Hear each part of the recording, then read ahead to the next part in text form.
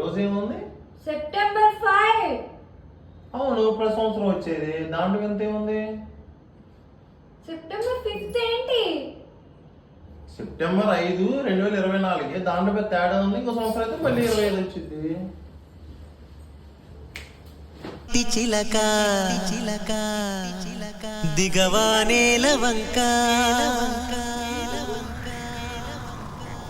అడిగేశా ఉండలేక. Happy birthday to you, happy birthday to you, love you two. నీ birthday మర్చిపోయావు అనుకున్నావా? నీ బర్త్డే మర్చిపోయానంటే ఈ భూమి మీద నాకు అదే ఆఖరి రోజే.